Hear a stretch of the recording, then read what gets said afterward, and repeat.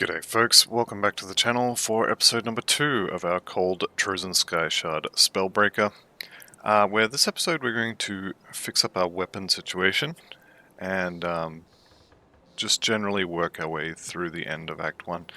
So I want to use the Carver's Conjuring Bone. This is a new session from the previous recording, so I'm going to poke my head over to the White Mire and pick up another one in the hopes of getting one with cold damage.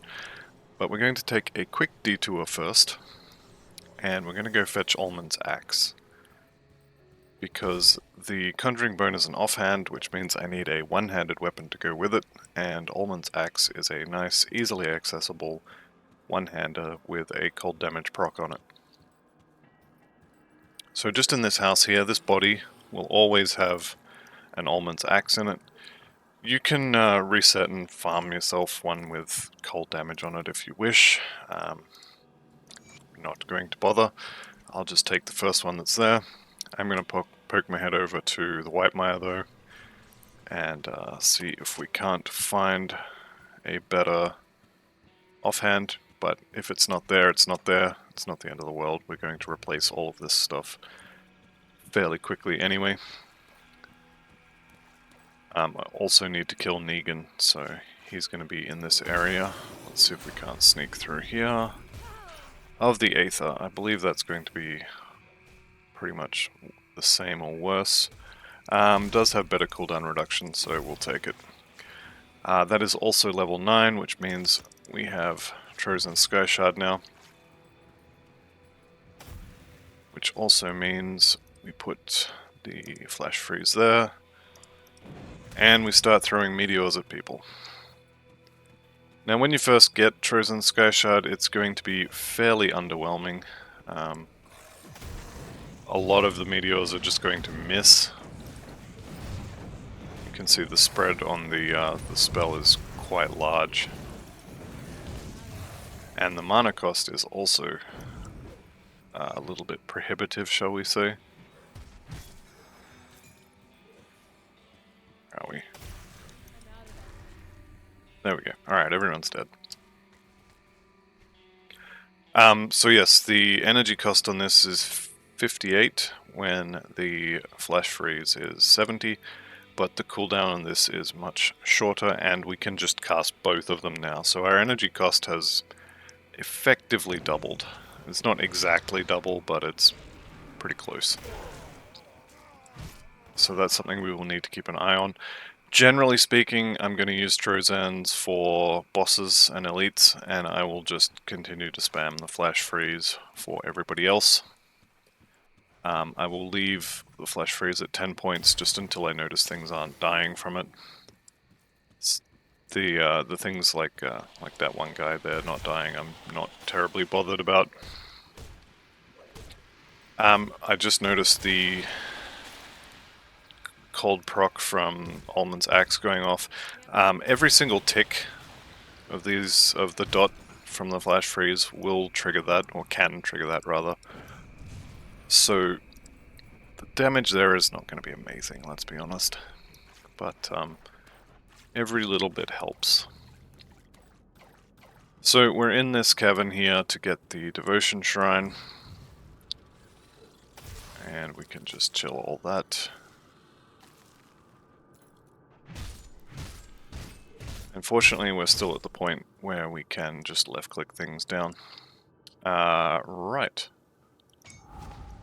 Let them drag themselves out of the ground, then we freeze them.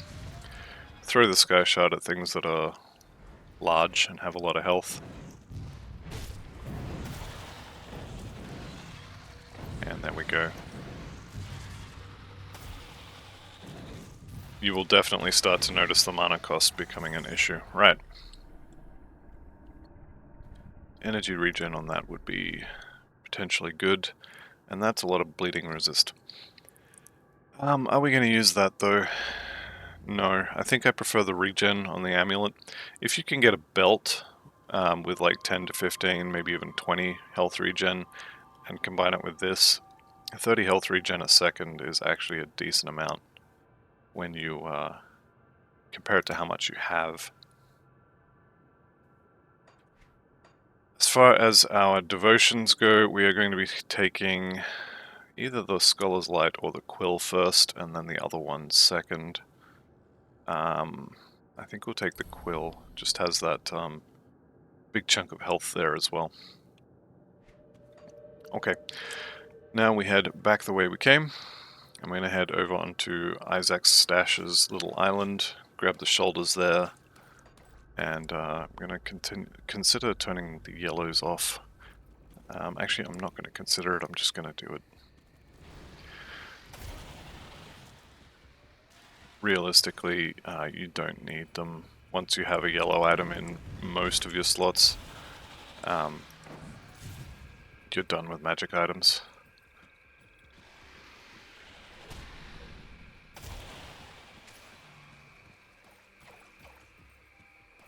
How much damage does that little ice spike do? 59, as opposed to... yeah, it's not very much.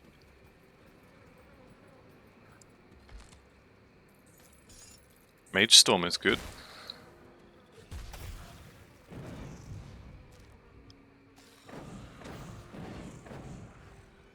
What does Mage Storm give you?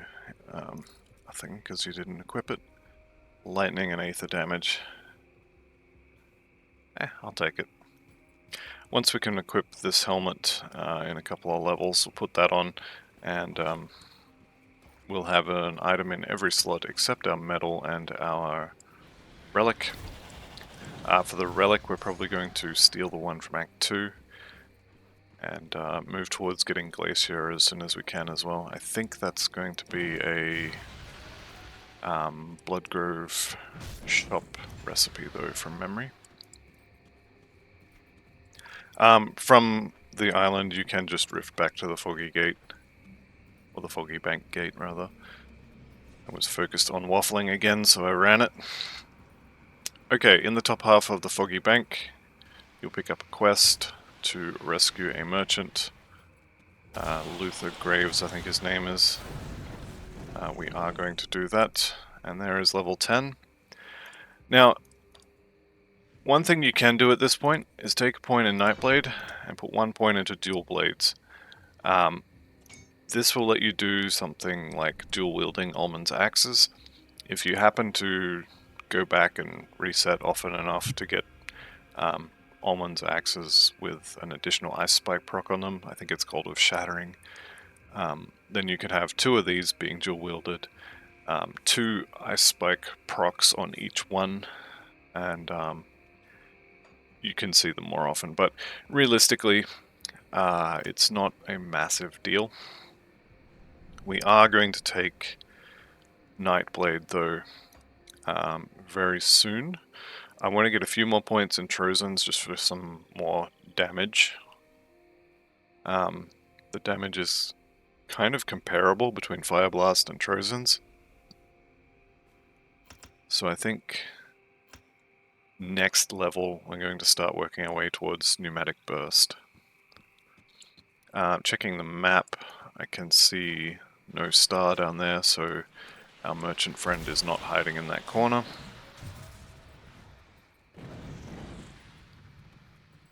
So we'll head up here, and here he is.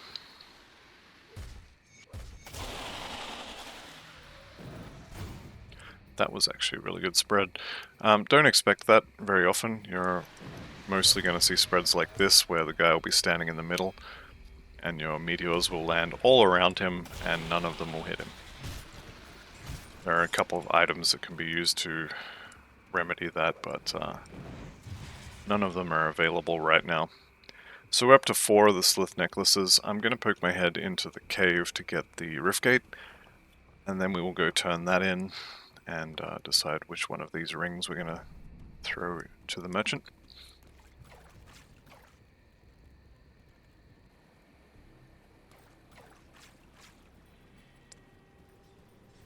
So back to the Whitemire, and then we hug the left wall over here and go turn in our necklaces.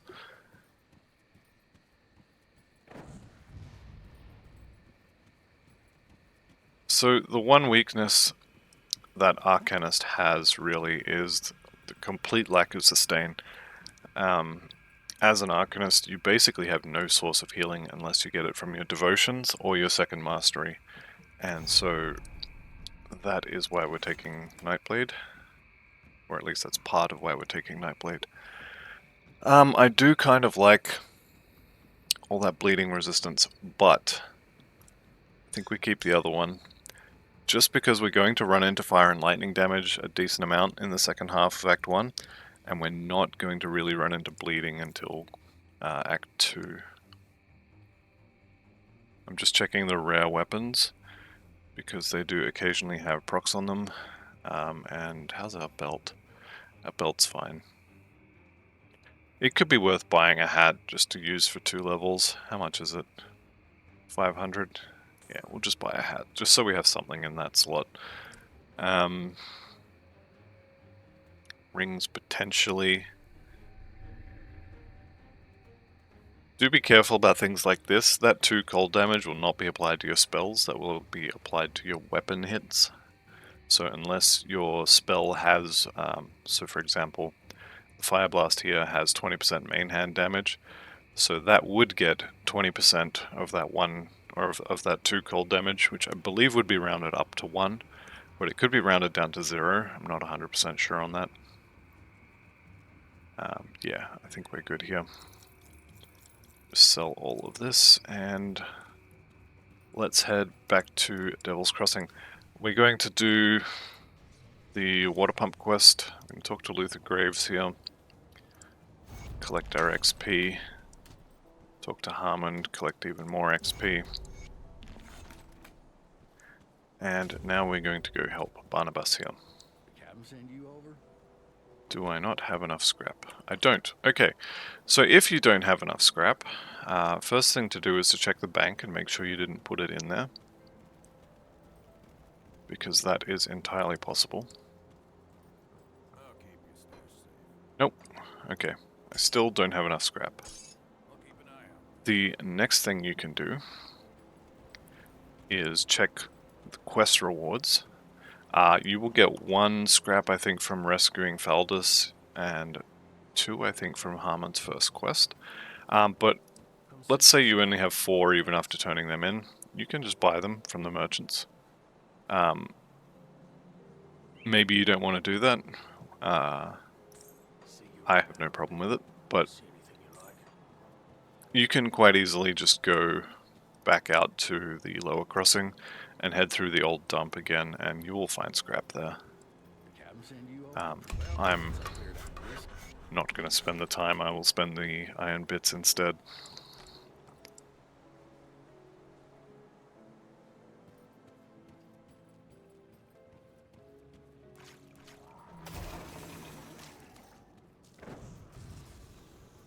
Alright. So one way to play this, if you are thus inclined, is to just run through and hit this whenever it's off cooldown. Just ignore everything, keep running,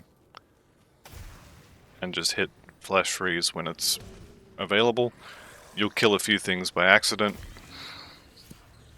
and just pick up some sort of incidental XP along the way. Hopefully the spiders don't block the doors.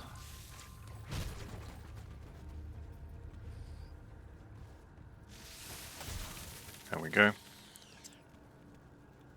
Easy XP. Let's make sure we hit them all. There we go. They're all dead, except for the ones coming through that door. Let's see if we can't round them up a little bit. That's good enough.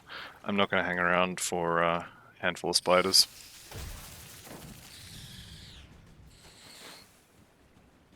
Tried to dodge 1 and got hit by 3. Good choice.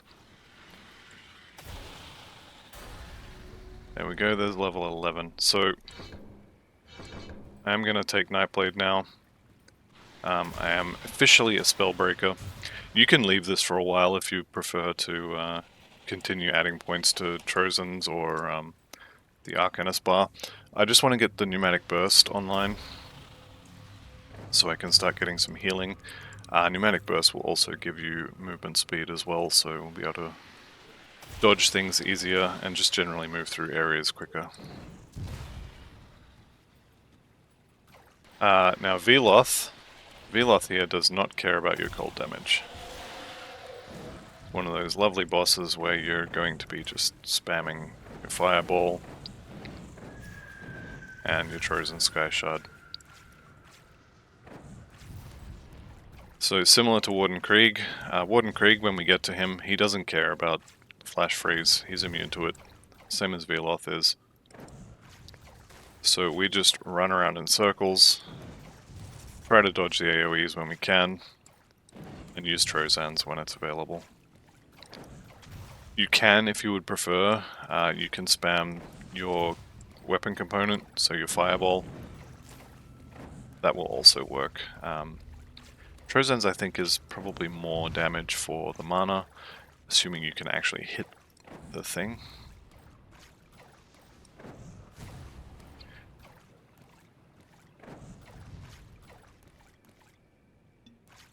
Make sure you have your energy pots hotkeyed as well.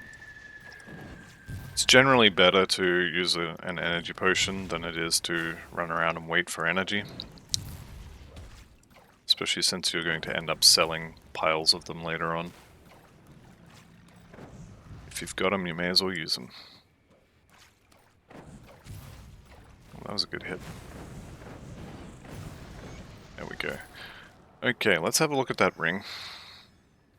It's maybe worth using over the silver band there. Decent chunk of stats on this, and a decent amount of energy regen, or health regen, sorry. The energy regen is a slight downgrade, but we'll chuck it on anyway.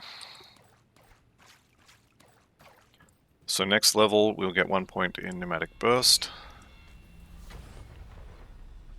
Those don't have movement speed, so unfortunately we won't be using them. Actually, we will be using them, that's a lot of health. M is the button I want.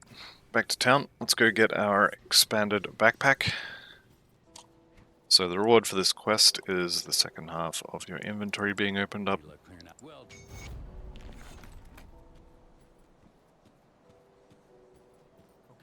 And let's go ahead and sell those. Again, I'm going to check the rare weapons. You can just type rare in the search bar to highlight them. This knife is actually a very, very good weapon for this build. That cold damage is not going to be applied to Trozans because it does not have weapon damage on it. Same deal for flash freeze, but the proc is a larger damage number than the proc we have on Almond's Axe. It's also a higher chance to trigger, and more importantly, that percent cold and lightning damage does apply to Trozans, which does cold and lightning damage. Unfortunately, that's far too expensive. Same deal for this one. A lot of cold and lightning damage stuff on it, even though it doesn't have the proc. So honestly, it was kind of a waste of time because we can't afford it anyway. Right, so back to the Flooded Passage. And also, before I forget, we did just pick up a devotion point, so we'll take our 8% Aether Resistance.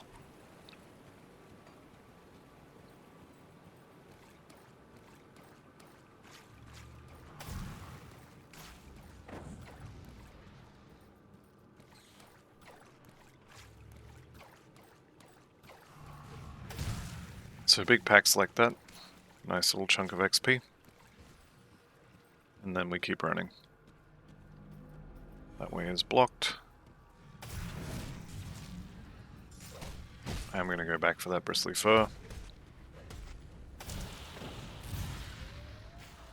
One thing to keep in mind, and I'll bring this up later when we do find the weapon that does it, if you convert your Trozan Skyshard 100% over to cold, you're going to find monsters that are immune to your damage now. So same as with the flash freeze being entirely cold damage, and some monsters just taking no damage from it.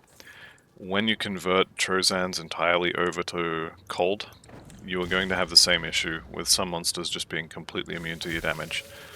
So before we get to that point, we have to get either Night's Chill or Elemental Storm. Night's Chill is probably the easier one to get, certainly the quicker one to get, because Elemental Storm will be halfway through Act 2, I believe. I think we get Elemental Storm around Twin Falls. And this guy's Rhymeheart, which is not ideal. We will fight him at the same time we kill all of this. I'm going to go into Nightblade here and put Pneumatic Burst on the hotbar.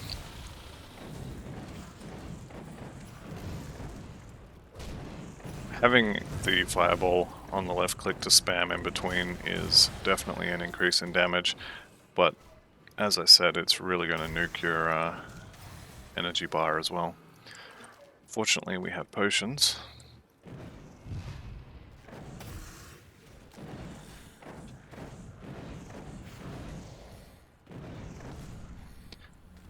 Okay, and we've picked up a rare weapon, Essence Drinkers. I believe it's two-hander anyway, but yeah, I wouldn't use that regardless. Although that plus 93 damage is pretty good. Alright, new hat. And we've already taken our point in Pneumatic Burst. Now what this does, it's basically makes you go faster and regenerate and gives you a heal. So I'm going to put the next level into this. 4 points should be enough. And then I think we'll probably go back to Arcanist at that point, but it might also be worth getting Night's Chill. Did we get the Devotion? We did. Let's get that chunk of health and energy.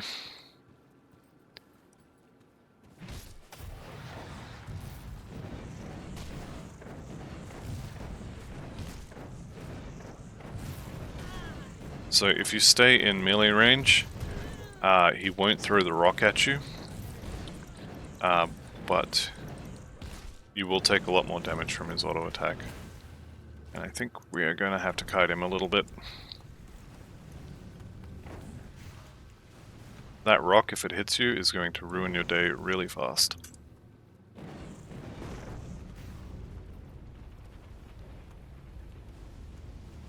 That was, I think, one of my first deaths was to one of these guys, I think in early Act 2, just outside that first cave. I think it was one of my first deaths. Yeah, we'll use that. These gloves, they're actually not bad. They're definitely better than what we're wearing, so we'll hang on to them for the moment. How about this? Okay. We're going to use this. Reason why is that lightning bolt proc when you get hit is going to be really useful later on when we're running through the Warden's cellar. But the lightning damage applies to Trozan's, and right at the moment Trozan's is actually mostly cold, I think. Yep. And then the first one is going to be more cold, and then this one later on is lightning. So actually that doesn't apply. But yeah, I like the proc on this better. Is, I guess, the long and the short of it. You can consider using a shield if you want. It's a decent chance to block things, gives you another slot for resistances. I'm going to keep the Carver's Conjuring Bone, because every time we summon the dog, it's going to heal us and make us faster.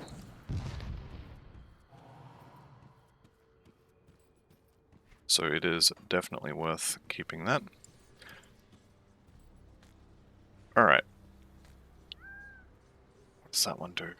That is more damage, more spirit, more health, more energy regen. This, okay. This is objectively better,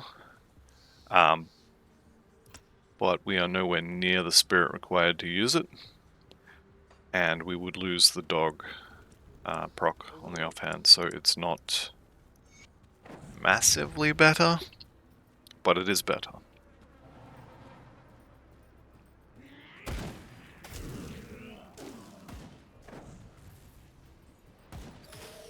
You know what, I'm going to go back for the potions. So let's see if we can't, there we go, trigger that proc. So now whenever we're just running through and we take, little tiny hits on the way past, occasionally one of the monsters will just get blasted with lightning.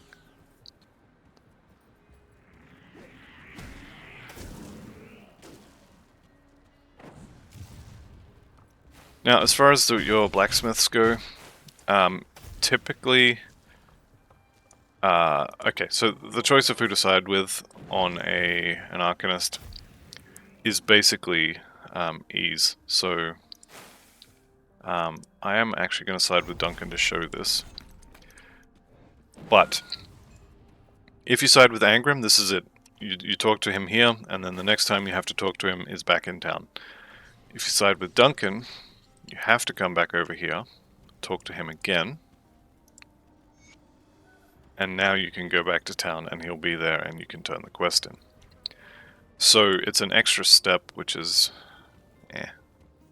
not a massive deal. In normal difficulty, siding with Duncan will actually get you a larger XP boost for turning the quest in. In Elite and Ultimate, there is no longer a difference in XP. But for normal, it's better to side with Duncan unless you need Angrim's recipes. And then in Elite and Ultimate, it's better to side with Angrim or Ulgrim or whatever his name is. Realistically though, it doesn't really matter. If you want the recipes, or if you want, what does it do? Angrim will craft armor percentage onto your crafted gear.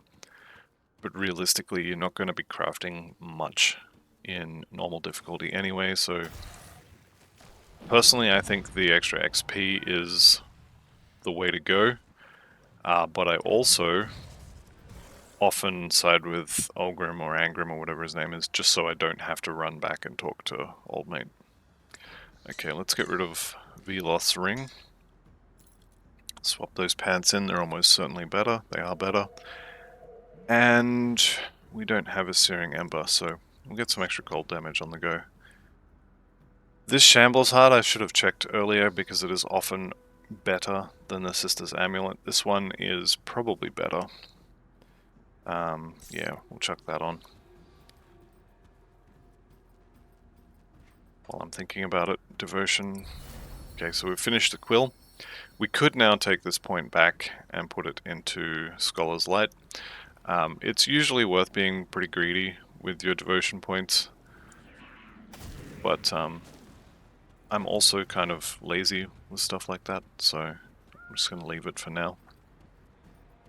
If I remember when we go back to town, I will take it out, because it will need to be swapped into purple at some point. There we go. Rescue the cook.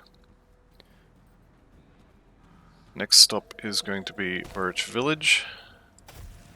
See, these guys still immune to cold. They're going to take much less damage from Trozans.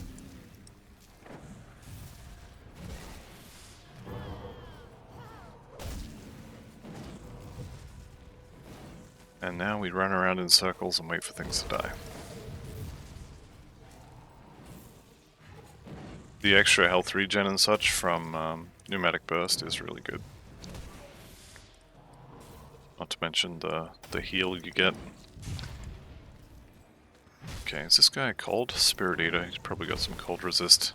He's really good at blink dodging though. Or I'm really bad at timing, depending on how you want to look at that. Okay, so these are pretty much the same thing but with less health. So that's fine. You go ahead and keep that one.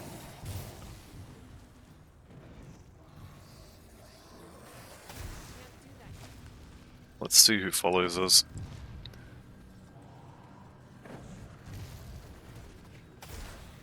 I'm going to clear the area, then we'll do this fight here. Nightblade, 4 more points in there.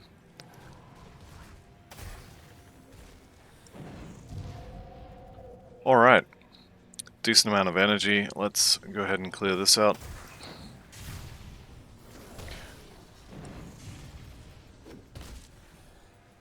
Let's get the next wave on the go. Everybody stop. Okay, maybe worth swapping back to Arcanist now. for the next few levels, just to get some more damage on our spells. The next wave of these guys is going to be come with some elites, so let's go ahead and spend our points. That's right, I was going to put... Where is it? That one. And use one of those. So this particular skill is not amazing, and it's also entirely cold damage. So anything that's immune to cold is going to be immune to it, but it does pierce, so you can do a decent amount of damage with it.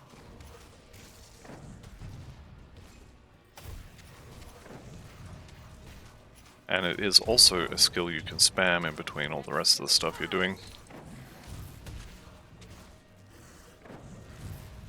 There we go. The other good thing about this proc is if you have to... I guess you never actually have to tank, but if you feel like standing in front of something and doing extra damage that way, you can do it. From the Birch Village Rift, it's worth picking up... If I can get this guy out of the way. It's worth picking up these Cultist orders. And I think we'll probably swap those in. Yep, more armor. We will lose a bit of energy regen, which is not ideal, but we'll take it. And if I had another scavenge plating there, I would use it. With regards to these orders, it's worth picking them up because you can come back to town and kill Durrani.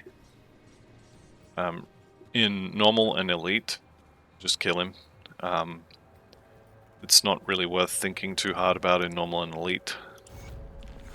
If you kill him, he's worth a Blood of Chthon, so we just literally kill him. I say as he halfway kills us. Let's move him away from that tent if we can, just so as he will stand next to another tent. Lovely. There we go, that was a good hit.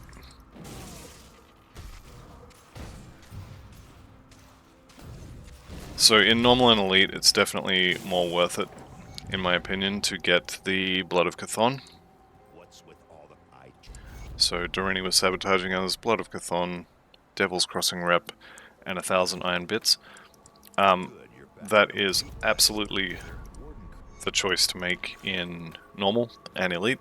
In ultimate, it's a little bit more nuanced because maybe you want to have him show up in Cronley's lair so you can farm him for Nemesis rep. In my opinion, it's... Greetings, chat.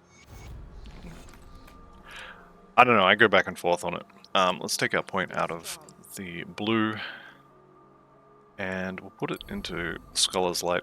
We will need to take purple in the next 3 points, so we'll probably finish Scholar's Light, 1 point in purple, and then head for Elemental Storm. Old Love here needs fabric. Okay, and I think we're done for now. However, it is coming up on half an hour, so I'm going to end the episode here. So thank you all very much for watching. I'll see you on the next one when we finish Act 1. So, bye for now.